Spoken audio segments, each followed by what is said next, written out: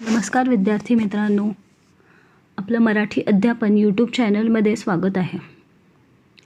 आपण इयत्ता 5वीचा सावरपाडा एक्सप्रेस कविता राऊत संतोष साबळे लिखित पाठ शिकणार आहोत. सावरपाडा एक्सप्रेस कविता राऊत ह्या नावाने ओळखली जाणारी कविता राऊत लांब पल्ल्याची धावपटू, राष्ट्रीय आंतरराष्ट्रीय स्पर्धा तिने गाजवलेल्या आहेत. सावरपाडा हे गाव कोणाला माहीत नसलेले गाव, मात्र कविता राऊत हिने आपल्या धावण्याने जगाचे लक्ष वेधले आणि गावाचे नाव जागोजागी झळकावले. एका जिद्दीचा प्रवास काय असतो याचे मूर्तिमंत उदाहरण म्हणजे कविता राऊत. बिकट आर्थिक परिस्थितीवर मात करत कविताचा सावरपाडा एक्सप्रेस बनण्याचा प्रवास खडतर होता. तोच प्रवास आपण या पाठात पाहणार आहोत. संतोष साबळे लिखित सावरपाडा एक्सप्रेस कविता राऊत. पाठाचे स्पष्टीकरण पाहूयात. दुर्गम भागातील रस्ते म्हणजे मातीचा धुराळा. दुर्गम म्हणजेच जाण्यास कठीण. पाण्यासाठी वणवण करणे हा रोजचा दिवस. अशा प्रतिकूल परिस्थितीत कुरकुर न करता, हार न मानता जीवन जगणे म्हणजे एक दिव्यच. वणवण करणे म्हणजेच दाही दिशा फिरणे. प्रतिकूल म्हणजेच वाईट परिस्थिती. अशा खेड्यापाड्यांमध्ये गुणवत्ता असते, पण ती शोधावी लागते. असाच एक डोंगरदऱ्यांनी वेढलेला आदिवासी पाडा. पाडा म्हणजेच आदिवासी वस्ती. पाण्याच्या शोधासाठी तिथे मैलोनमैल भटकंती करावी लागे. भटकंती म्हणजेच फिरणे. त्याच आदिवासी पाड्यावर अनवाणी पायांनी चालणारी, लाकूड फाटा गोळा करणारी एक मुलगी. अनवाणी म्हणजेच पायात न घालता. तिने राष्ट्रकुल आणि आशियाई क्रीडा स्पर्धेत भारताचा दबदबा निर्माण केला आणि ऑलिम्पिक स्तरावर झेप घेतली.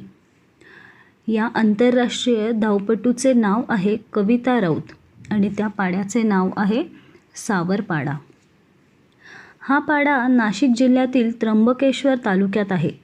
कविताचे बालपण निसर्गाच्या सानिध्यात गेले. तिची आजवरची वाटचाल एक दीर्घ साधना बनली आहे. साधना म्हणजेच स्पर्धा.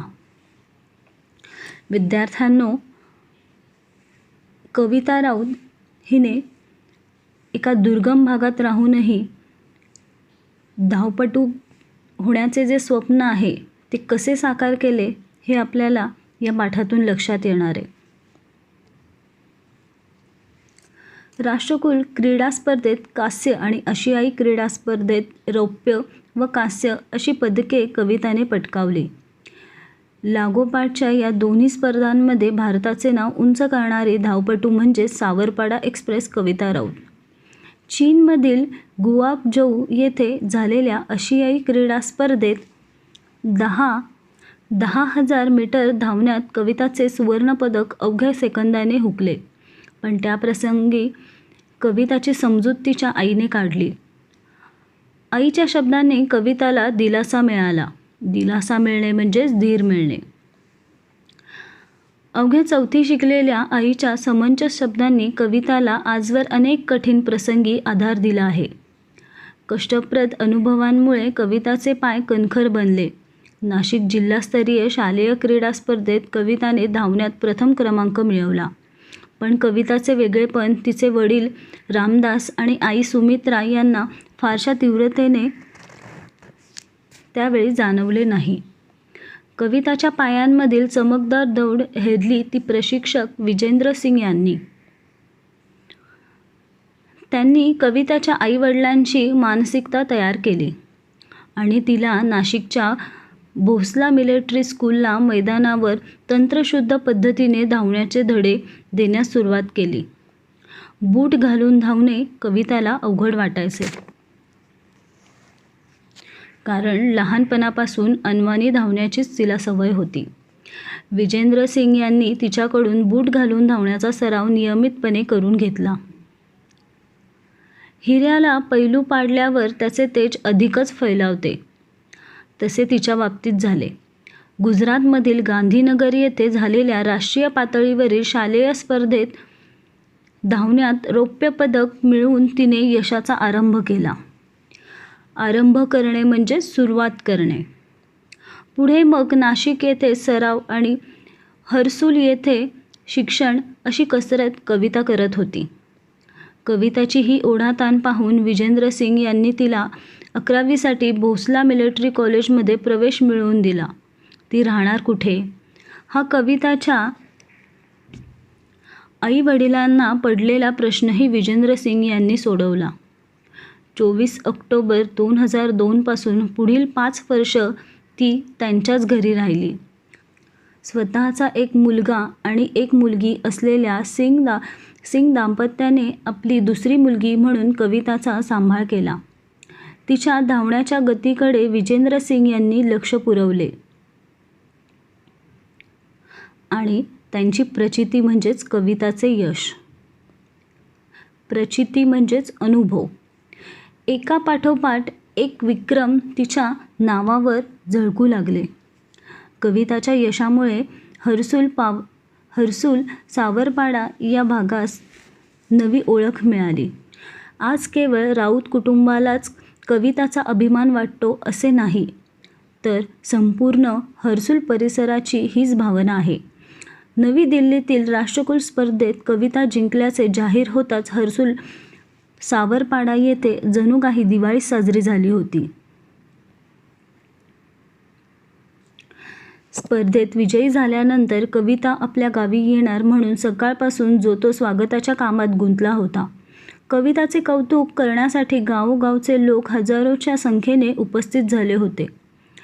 लेकीभोवती निर्माण झालेले वलय, तिच्या सत्कारासाठी घेऊन जाण्यास येणाऱ्या आलिशान गाड्या, पत्रकारांचा गराडा यामुळे आपली लेक लई मोठी झालीये याचे समाधान तिच्या आईच्या डोळ्यांमध्ये सहज वाचता येत होते. कविता बंगळूर येथे विशेष प्रशिक्षणासाठी गेली असताना रोज किमान एकदा तरी आईशी फोनवरून बोले. यावरून त्या मायलेकीचे गहिरे नाते दिसून येते. गहिरे म्हणजेच घट्ट. कविता सांगते, आईशी बोलल्यावर मनाला वेगळं समाधान वाटतं.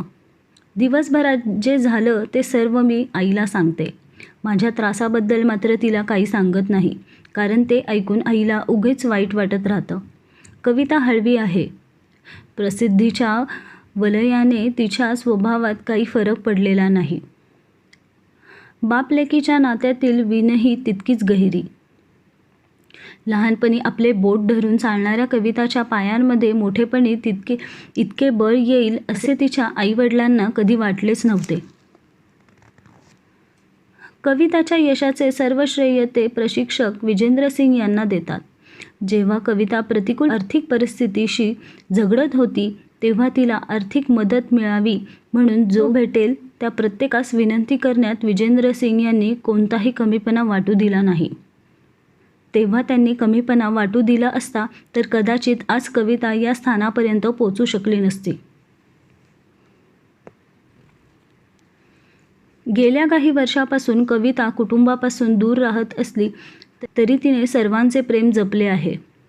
घरचे सण समारंभ उत्सव यामध्ये प्रत्यक्ष सहभागी होता येत नसल्याची खंत कविताला वाटते. खंत वाटणे, दुःख वाटणे. बंगळूरच्या क्रीडा केंद्रात कविताला तिच्या आवडीच्या अजून एका गोष्टीपासून दूर राहावे लागे. ती म्हणजे वांग्याची भाजी आणि नागलीची भाकरी. नागली म्हणजेच नाचणी. विद्यार्थ्यांनो, कविता ही घरापासून लांब असल्यामुळे तिला घरच्या जेवणाची आठवण येत असे. प्रशिक्षणासंदर्भात ती बाहेर असल्यामुळे तिला ह्या सर्व गोष्टींविषयी खूप खंत वाटत असते. कवितामुळे सावरपाड्याचे नाव आज सर्वदूर पसरले आहे. कविता तिथल्या मुलामुलींसाठी आदर्श ठरली आहे. आज कविता भारतातील अव्वल धावपटू आहे. पी.टी. उषा या धावपटूला ती आपला आदर्श मानते. ती खूप मेहनती आहे. धावण्याचा सराव ती मनापासून करते. आपल्या प्रशिक्षकांनी दिलेल्या छोट्या मोठ्या सूचनांचे कटाक्षाने पालन करते. कविताचे म्हणणे आहे, मेहनत करणे आपल्या हातात असते. मेहनत हाच उद्दिष्टाकडे, ध्येयाकडे नेणारा महामार्ग आहे. हा महामार्ग आपल्याला यशाकडे नेतो. आपले जीवन आपणच घडवतो. कोणत्याही खेळाडूसाठी शारीरिक तसेच मानसिक तंदुरुस्तीही महत्त्वाची असते. कविता सरावात कधीच कसूर करत नाही. कविताचे इतर झगमगाटी गोष्टींकडे लक्षही नसते. खेळाचा सराव चालू असतानाच यशवंतराव चव्हाण महाराष्ट्र मुक्त विद्यापीठामुळे तिच्या शिक्षणातही खंड पडला नाही. कविता ही तिच्या जीवन प्रवासाची नायिका आहे. मुलांनो, कविताचा जीवन प्रवास पाहिल्यानंतर आपणही तिच्यासारखे होण्याचे ठरवूया आणि कष्ट करूया.